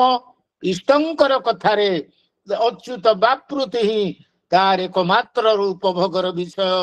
ତାହା ଇଷ୍ଟ ସାନ୍ନିଧ୍ୟରେ ଥାଉ ବା ଦୂରରେ ଥାଇକିରି ବି ହଉ, ଏଇଭଳି ଭାବରେ ଚରିତ୍ରର ଆମେ ସାଧନାର ଆବଶ୍ୟକତା ରହିଛି ଜଣେ ଯେତେବେଳେ ଇଷ୍ଟ ପ୍ରାଣ ହବ। ତେଣୁ ସେଇଥିପାଇଁ ଯେ ପ୍ରଚେଷ୍ଟା ସେ ସମ୍ପର୍କରେ ମନେ ପଡୁଛି ଆଚାର୍ଯ୍ୟ ଦେବ ପରମ ପୂଜ୍ୟପାଦ ଆଚାର୍ଯ୍ୟ ଦେବଙ୍କର ଗୋଟିଏ କଥା। ସେଦିନ ଜଣେ ଯୁବକ ସଂସାର ଜୀବନରେ ସେ ଯୁବକଟା ମାନେ ଫେଲିୟର ହେଇଯାଇଛି, ବିଫଳ ହେଇଯାଇଛି, ପାଠ ସାଠ ବହୁତ କିଛି ପଢିଛି, ଚାକିରି ବାକିରି ମିଳିନି, ଘରେ ଅନେକ ସମସ୍ୟା, ତାକୁ ଅନେକ ପ୍ରେସର ଏବଂ ତା ଜୀବନରେ ଆସିଛି ଆତ୍ମବିଶ୍ୱାସର ଅଭାବ। ଏପରିକି ଭାବି ଭାବି ଏତେ ଉଦ୍ବିଗ୍ନତା ଯେ ତାକୁ ରାତି ନିଦ ବି ପଡୁନି। ଏଇଭଳି ଅବସ୍ଥାରେ ସେ ଆଚାର୍ଯ୍ୟ ଦେବଙ୍କୁ କହୁଛି ଯେ ଦାଦା ମୋର ତ ରାତି ନିଦ ପଡେନି, ମୋର ଏତେ ଉଦ୍ବିଗ୍ନତା, ଏତେ ମାତ୍ରାରେ ଏଂଜାଇଟି, ମୋର ମନ ପ୍ରାଣ ବ୍ୟାକୁଳିତ, ମୋର ଜୀବନରେ କିଛି ବୋଲି କରିପାରିଲିନି, ସମସ୍ତେ କହନ୍ତି ମୁଁ ଜଣେ ବେକାର। ଏଇଭଳି ଅବସ୍ଥାରେ ମୋର ନିଦ ବି ହଉନି ରାତି, କି କଷ୍ଟ, କି ଅଶାନ୍ତି, କି ଯନ୍ତ୍ରଣାମୟ ପ୍ରକୃତରେ ଏ ଜୀବନ। ସେତେବେଳେ ଆଚାର୍ଯ୍ୟ ଦେବ କହୁଛନ୍ତି ଆରେ ପାଗଳ, ବିଷୟ ସଂସାର ନେଇକିରି ତୁ ଏତେ ମାତ୍ରାରେ ବ୍ୟସ୍ତ ବିବ୍ରତ, ଯାହା ଫଳରେ ମନର ପାଗଳାମି ତୋର ବଢି ଯାଇଛି। କିନ୍ତୁ ଯେତେବେଳେ ଇଷ୍ଟ ଭାବ ଧାରାରେ ତୁ ଯେତେବେଳେ ପାଗଳ ହେଉଥିବୁ, ଦେଖିବୁ ସେଇ ନିଦ୍ରାଟା, ସେ ଅନିଦ୍ରାଟା ତତେ କେତେ ଆନନ୍ଦ ପ୍ରଦାନ କରୁଛି। କହୁଛନ୍ତି ତୁମେ ମହାବୀର ଅର୍ଜୁନଙ୍କର କଥା ଶୁଣିଥିବ। ମହାବୀର ଅର୍ଜୁନଙ୍କୁ ଜିତେନ୍ଦ୍ରିୟ ବୋଲି କୁହାଯାଏ, ମହାବୀର ଅର୍ଜୁନଙ୍କୁ ନିଦ୍ରା ବିଜୟୀ ବୋଲି କୁହାଯାଏ। ଅର୍ଜୁନଙ୍କର ଏଇ ଯେ ନିଦ୍ରା ବିଜୟ ଅର୍ଜୁନଙ୍କୁ ପ୍ରତିଟି ମୁହୂର୍ତ୍ତରେ ତାଙ୍କୁ ଆନନ୍ଦର ଅଭିଭୂତ କରୁଥିଲା। କୃଷ୍ଣ ସ୍ମରଣରେ, କୃଷ୍ଣ ଭାବରେ ଭାବମୟ ହୋଇ ତୁମେ ସେଇପରି ହେଇଯା। ଏବଂ କହୁଛନ୍ତି ଅନିଦ୍ରା ହେଇଗଲ ବୋଲି ଜୀବନରେ ଅଶାନ୍ତି ହେଇଗଲା, କେବଳ ତା ନୁହେଁ। ମହାବୀର ଆଲେକଜାଣ୍ଡାର, ବିଶ୍ୱ ବିଜୟୀ ଆଲେକଜାଣ୍ଡାରଙ୍କର କଥା ତ ଶୁଣିଥିବ। ଆଲେକଜାଣ୍ଡାର ଦି ଗ୍ରେଟ ବୋଲି କୁହାଯାଏ, ବିଶ୍ୱ ବିଜୟୀ। ଏବଂ ଆଲେକଜାଣ୍ଡାରଙ୍କର କଥା ତମେ ଜାଣିଛ। ସିଏ ଯେତେବେଳେ ଆଲେକଜାଣ୍ଡାର ତାର ପରଦିନର କି କାମ ଅଛି, ତା ପୂର୍ବ ଦିନ ହିଁ ସେ ସବୁ କିଛି ନିର୍ଦ୍ଧାରଣ କରିଦେଇଥାନ୍ତି। କଣ କରାଯିବ, କଣ ନ କରାଯିବ, କୋଉ କୋଉ କାମ କେମିତି ହବ, ଏବଂ ସେ ଅତି କମ ସମୟ ଶୁଅନ୍ତି। ତେଣୁକରି ଯୋଉମାନେ ଜୀବନରେ ସଫଳ କାମୀ ହେଇଛନ୍ତି, ବଡ ହେଇଛନ୍ତି, ସେମାନଙ୍କର ଜୀବନରେ ତ କମ ନିଦ୍ରା ଥାଏ। ତେଣୁକରି ନିଦ୍ରା ଆସୁ, ତା ବି ପରମ ପିତାଙ୍କର ଦୟା। ଅନିଦ୍ରା ଯଦି ବି ରହିଛ, ତା ବି ପରମ ପିତାଙ୍କର ଦୟା। ଅନିଦ୍ରା ଯଦି ରହିଛ, ନାମ କର, ତାଙ୍କରି କଥା ଭାବ, ତାଙ୍କୁ ପ୍ରତିଷ୍ଠା କରିବାର କଥା ଚିନ୍ତା କରିବ, ଦେଖିବ ସେଇ ଅନିଦ୍ରା ଭିତରେ ବି କି ଶାଶ୍ୱତ ଆନନ୍ଦ ଭରି ରହିଛି। ଯୁବକଟି ଆନନ୍ଦିତ ମନରେ ସେଦିନ ଆଚାର୍ଯ୍ୟ ଦେବଙ୍କ ଠାରୁ ବିଦାୟ ନେଇଥିଲା। ତେଣୁକରି ଏହିପରି ଭାବରେ ଆମ ଜୀବନକୁ ଇଷ୍ଟ ପ୍ରତିଷ୍ଠା କଳ୍ପେ ନିୟୋଜିତ କରିବା ହୁଏ। ଶେଷରେ ପରମ ପୂଜ୍ୟପାଦ ଅବିନ୍ଦା କିପରି ଭାବରେ ଆମେ ଯେ ଇଷ୍ଟଙ୍କୁ ପ୍ରତିଷ୍ଠା କରିପାରିବା ପରିବେଶରେ, କିପରି ଭାବରେ ଆମ ଜୀବନ ଇଷ୍ଟ ପ୍ରାଣତାରେ ଜ୍ୱାଜ୍ୱଲ୍ୟମୟ ଉଠିବ, ସେ ସଂକ୍ରାନ୍ତରେ ପୂଜନୀୟ ଅବିନ୍ଦା କହୁଛନ୍ତି ଆମେ ତ ସୂର୍ଯ୍ୟଙ୍କ ଠାରୁ ଆଲୋକ ପାଉ, କିନ୍ତୁ ସୂର୍ଯ୍ୟଙ୍କୁ ପ୍ରତିନିୟତ ଜଳିବାକୁ ହଉଛି। ଆମେ ଯେଉଁ ମାଇକରେ କଥା ହଉଛେ, କରେଣ୍ଟକୁ ତ ପ୍ରତି ମୁହୂର୍ତ୍ତ ଜଳିବାକୁ ହଉଛି। ଆମେ ଯେ ବଲ୍ବ ଠାରୁ ଆଲୋକ ପାଉ, ଏଥିପାଇଁ ବଲ୍ବରେ ଇଲେକ୍ଟ୍ରିସିଟିକୁ ଜଳିବାକୁ ପଡୁଛି। ଏଇ ଭାବେ ସମାଜରୁ ଅନ୍ଧକାର କମାଇବା ପାଇଁ ଠାକୁରଙ୍କୁ ଧରି କାହାରିକୁ ନା କାହାରିକୁ ଜଳିବାକୁ ପଡିବ।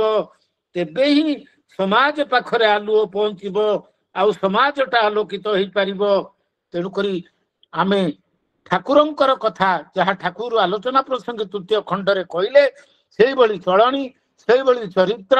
ସେଇଭଳି ଆଭିମୁଖ୍ୟ ନେଇକରି ଆମେ ଯେତେବେଳେ ଚେଷ୍ଟା କରିବା ଏବଂ ସେତେବେଳେ ଯାଇ ସମାଜରେ ଏଇ ଯୋଉ ଅଜ୍ଞତାର, ଅନାଚାରର, ଅତ୍ୟାଚାରର, ଭ୍ରଷ୍ଟାଚାରର,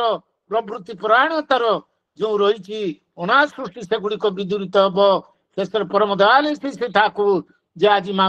ଆମ ମାନଙ୍କୁ ଆହ୍ୱାନ ଦେଇକରି କହୁଛନ୍ତି ଜାତକେ ଦିତେ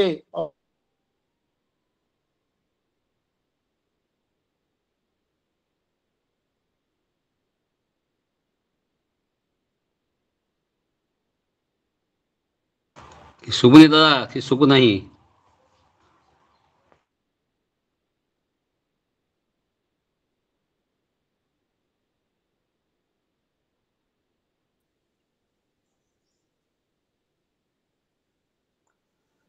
ଜୟଗୁରୁ। ଖୁବ ସୁନ୍ଦର ଭାବରେ ଆମର ସମାଜ ସରଦାର ଠାକୁରଙ୍କ ସହ ପ୍ରତିନିଧି ଡକ୍ଟର ଅଶୋକ କୁମାର ତ୍ରିପାଠୀ ବିଭିନ୍ନ ଦିଗ ଦେଇକି ଆମ ସବୁ ଠାକୁରଙ୍କ କଥା ତୁଳି ଧରିଲେ। ସେଇ ଇଏ ଆମର ଶ୍ରଦ୍ଧା ଆଦିତ୍ୟ ଭାଇ ଯୋଉ କୀର୍ତ୍ତନ ପରିବେଷଣ କଲେ, କେତେ ଜନ୍ମ ଯାଇଛି କେତେ ଜନ୍ମ ଯିବରେ, ଆଉ ସେଇ କଥାରୁ କଥା ନେଇକି ଆମ ପାଖରେ ଠାକୁରଙ୍କ କଥା ସବୁ ତୁଳି ଧରିଲେ। ବହୁ ଜନ୍ମ ବାସୁଦେବ ସର୍ବମିତି ଜୟଗୁରୁ ଦାଦା, ଜୟଗୁରୁ ଜୟଗୁରୁ। କଥାକୁ ନେଇ ଆଜ୍ଞା ଜୟଗୁରୁ ଜୟଗୁରୁ। ଖୁବ ସୁନ୍ଦର ଭାବରେ ଆମ ସମାଜ ଅସୁବିଧା ଠାକୁରଙ୍କ ସହ ପ୍ରତିନିଧି ଆମର ସାହିତ୍ୟ ଭାଇ ଯୋଉ ପରିବେଷଣ, କେତେ ଜନ୍ମ ଯାଇଛି କେତେ ଜନ୍ମ ଯିବ, କଥା ଉଦ୍ଧାର করে ଯେ ଆମମାନେ ଏଇ ଯେ ବହୁ ଯାହା କୁହାଯାଏ ଯେ ବହୁ ନା ଜନ୍ମାନ୍ତରପଦ୍ୟନ୍ତେ ବାସୁଦେବ ସର୍ବମିତି ସମହାତ୍ମା ସୁଦୁର୍ଲଭ, ଏଇ ଗୀତାର କଥାକୁ ନେଇକି ଅତି ସୁନ୍ଦର ତୁଳି ଧରିଲେ। ଆଉ ବହୁ ଜନ୍ମ ପରେ ଆମେ ତାଙ୍କୁ ପ୍ରାପ୍ତ ହେଇଛେ, କିନ୍ତୁ ପ୍ରାପ୍ତଟା ଆମର ସବୁ ଦୃଷ୍ଟିରୁ କଥାରେ କାମରେ ସବୁ ଭାବରେ ଆମେ କିଭଳି ତାଙ୍କୁ ପ୍ରାପ୍ତ ହେବା, ସେଟା ହିଁ ହେଉଛି ପ୍ରକୃତ ପ୍ରପଦ୍ୟନ୍ତେ, ସେ କଥାକୁ ନେଇକି ସୁନ୍ଦର ଭାବେ ତୁଳି ଧରିଲେ। ଏବଂ ଯେତେବେଳେ ମଣିଷ ତାଙ୍କୁ ପାଏ ତାର ହଜାର ଜନ୍ମର ମଧ୍ୟ କାମ ଗୋଟିଏ ଜନ୍ମରେ ହେଇଯାଏ, ଏ କଥା ମଧ୍ୟ ପାଖରେ ତୁଳି ଧରିଲେ। ଏବଂ ତାରି ଭିତରେ ଆମର ପ୍ରଫୁଲ୍ଲ ଦାଙ୍କର ବଡ଼ ଭାଇ ଅମୂଲ୍ୟ ଦାଙ୍କର ଦୀକ୍ଷା ପ୍ରସଙ୍ଗ, ଆଉ ଠାକୁର ଯେ ଅନ୍ତର୍ଯାମୀ, ତାଙ୍କର ଇଚ୍ଛା ଥିଲା ତାଙ୍କ ସାନ ଭାଇ ପ୍ରଫୁଲ୍ଲ ଦାଙ୍କ ଠାରୁ ଦୀକ୍ଷା ନେବା ପାଇଁ, ଆଉ ସେ କଥା ମଧ୍ୟ ଠାକୁର ମଞ୍ଜୁର କରିଥିଲେ। ଆଉ ସେଇ ତାଙ୍କର ଦୀକ୍ଷା ପ୍ରସଙ୍ଗରେ ଆମ ପାଖରେ ତୁଳି ଧରିଲେ। ଏବଂ ଭାରତର ପ୍ରଥମ ରାଷ୍ଟ୍ରପତି ଡକ୍ଟର ରାଜେନ୍ଦ୍ର ପ୍ରସାଦ, ତାଙ୍କର ଯେଉଁ ଉଦାରତା, ତାଙ୍କର ପରିଚାରିକା ତୁଳସୀ ପ୍ରତି, ସେ କଥା ମଧ୍ୟ ଆମ ପାଖରେ ତୁଳି ଧରିଲେ। ଆଉ ପରମ ପୂଜ୍ୟ ଶ୍ରୀ ଶ୍ରୀ ଆଚାର୍ଯ୍ୟ ଦେବଙ୍କର ଯେଉଁ କଥା, ଯୁବକ ଯେ ଅନିଦ୍ରା ପୀଡ଼ିତ ଥିଲା, ତାଙ୍କ ପାଖରେ ଅର୍ଜୁନଙ୍କର କଥା, ଅର୍ଜୁନ ଯେଉଁ ଜିତେନ୍ଦ୍ରିୟ ନିଦ୍ରାକୁ ଯେ ଜୟ କରିଛନ୍ତି, ସେ କଥା ତୁଳି ଧରିଲେ। ଏବଂ ସେ ଅବିନ୍ଦାଙ୍କର କଥା ଆମ ପାଖରେ ତୁଳି ଧରିଲେ। ଆମମାନେ ସମ୍ମାନୀୟ ଅଶୋକ ତାଙ୍କର ସୁସ୍ଥ ସୁଦୀର୍ଘ ନିରାମୟ ଜୀବନ ପାଇଁ, ତାଙ୍କ ପରିବାର ସମସ୍ତଙ୍କ ସର୍ବଦା ମଙ୍ଗଳ ପାଇଁ ଠାକୁରଙ୍କ ସେଇ ଜଣେ ପ୍ରାର୍ଥନା ଜଣାଇବା। ଯେମିତି ପ୍ରଭୁଙ୍କ କଥା କହିକି ଆମ ମନ ପ୍ରାଣ ପୃଷ୍ଟ କରୁଥାନ୍ତୁ, ଠାକୁରଙ୍କ ସେଇ ଜଣେ ପ୍ରାର୍ଥନା। ଜୟଗୁରୁ ଜୟଗୁରୁ ଦେବେନ୍ଦ୍ର, ଜୟଗୁରୁ। ଆସନ୍ତାକାଲିର ସତ୍ସଙ୍ଗ ପ୍ରତିଦିନ ଭଳି ନିବେଦନ କରିଛନ୍ତି ଆମ ଶ୍ରଦ୍ଧା ଜଗଦୀଶ ଭାଇ, ଠାକୁରଙ୍କର ପବିତ୍ର ପାଞ୍ଜାଳୀ କର୍ମୀ ସତ୍ସଙ୍ଗ ନିବେଦନ କରିଛନ୍ତି ଆମ ସାମାନ୍ୟ ଜିତେନ୍ଦ୍ର, ଠାକୁରଙ୍କର ସପ୍ରତିନିଧି ପ୍ରଫେସର ଜିତେନ୍ଦ୍ର କୁମାର ପତି, ତାଙ୍କର ଧର୍ମପତ୍ନୀ ଆମର ସମାନ୍ୟ ଯୋଚନା ମା, ତାଙ୍କର ଜନ୍ମଦିନ ଉପଲକ୍ଷେ। ଏବଂ ତତ୍ସହିତ ସତ୍ସଙ୍ଗ ନିବେଦନ କରିଛନ୍ତି ଆମର ଶ୍ରଦ୍ଧେୟ ଅଲେଖ ଭାଇ, ଠାକୁରଙ୍କର ପବିତ୍ର ପାଞ୍ଜାଳୀ କର୍ମୀ ଅଲେଖ କଟୁଆ, ତାଙ୍କର ଧର୍ମପତ୍ନୀ ସସ୍ମିତା କଟିଆଙ୍କର ଶ୍ରାଦ୍ଧ ଉପଲକ୍ଷେ। ଆଉ ତତ୍ସହିତ ସତ୍ସଙ୍ଗ ନିବେଦନ କରିଛନ୍ତି ଆମ ଶ୍ରଦ୍ଧା ହିମାଂଶୁ ଭାଇ, ଠାକୁରଙ୍କର ପବିତ୍ର ପାଞ୍ଜାଳୀ କର୍ମୀ ଶ୍ରୀଯୁକ୍ତ ହିମାଂଶୁ ବିଶ୍ୱାଳ, ତାଙ୍କର ସୁପୁତ୍ର ଦୀପାଂଶୁ, ତାଙ୍କର ଜନ୍ମଦିନ ଉପଲକ୍ଷେ ଆସନ୍ତାକାଲି ସତ୍ସଙ୍ଗ ଯୋଗଦାନ କରିବା। ବର୍ତ୍ତମାନ ଆମର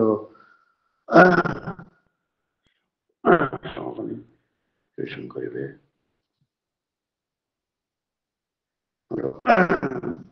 ସଭାପତି ସୁଭାଷ ଦାସ ଠାକୁରଙ୍କ ସପ୍ରତିନିଧି ଶ୍ରୀଯୁକ୍ତ ସୁଭାଷ ଚନ୍ଦ୍ର ଦାସ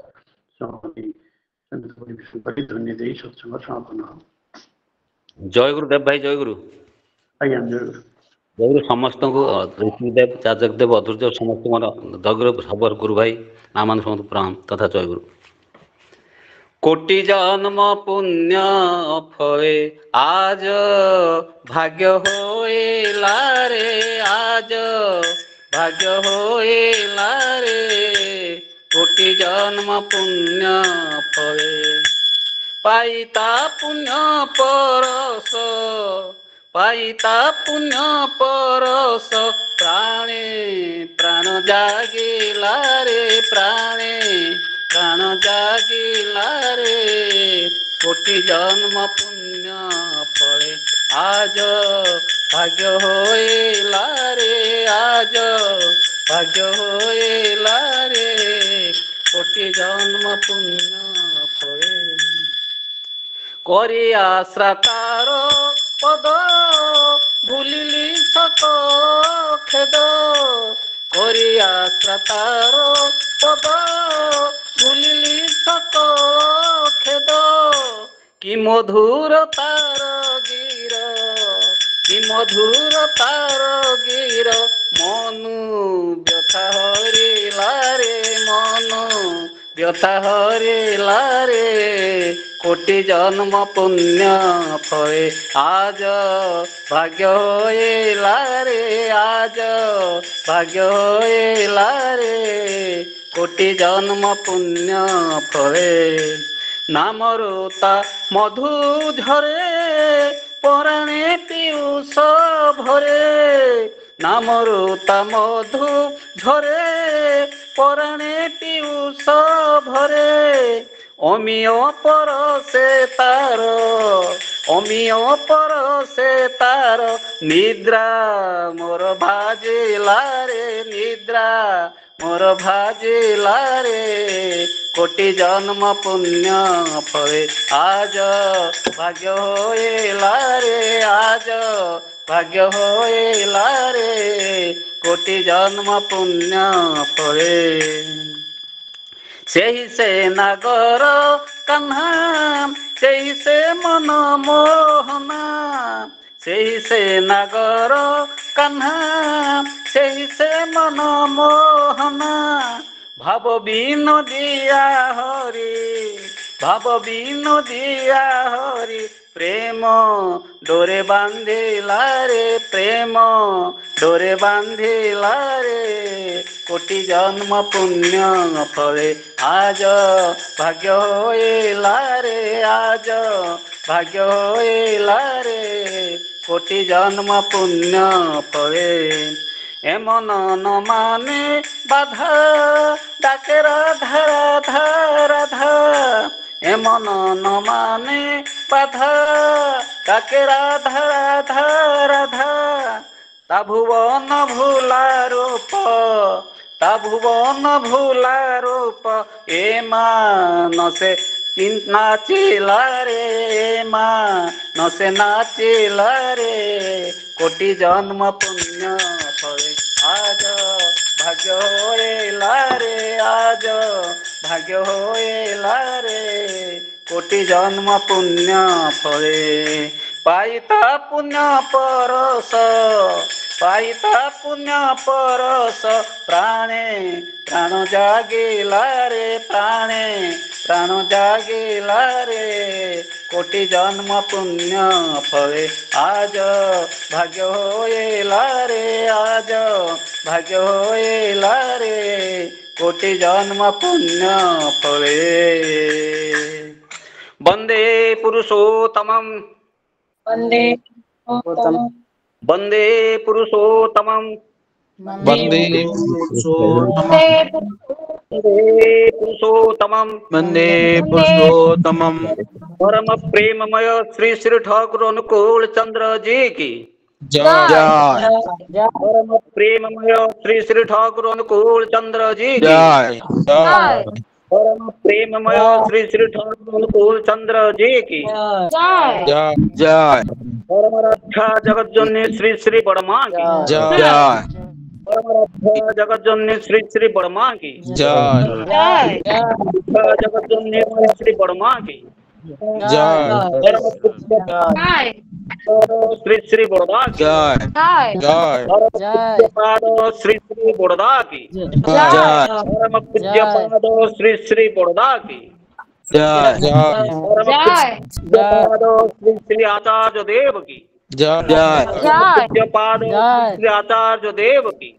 जय परम पूज्य पाद श्री श्री आचार्य देव की जय सत संग की जय सत संग की जय सत संग की जय वंदे पुरुषोत्तमं वन्दे पुरुषोत्तमं वंदे आर्य पितॄन् वन्दे आद्य पितॄन् वंदे मातृवर्गान् वन्दे मातृवर्गान् वंदे अहं कृष्ण दैवतान् वन्दे दैवतं वंदे पुरुषोत्तमं वन्दे पुरुषोत्तमं वंदे पुरुषोत्तमं वन्दे पुरुषोत्तमं परम प्रेममय श्री श्री ठाकुर अनुकूल चंद्र जी की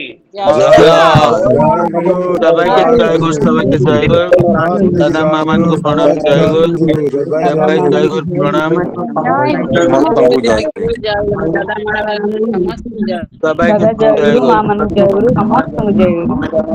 सबाई जय गुरु प्रणाम सबाई सुंदर बड़ समस्त जय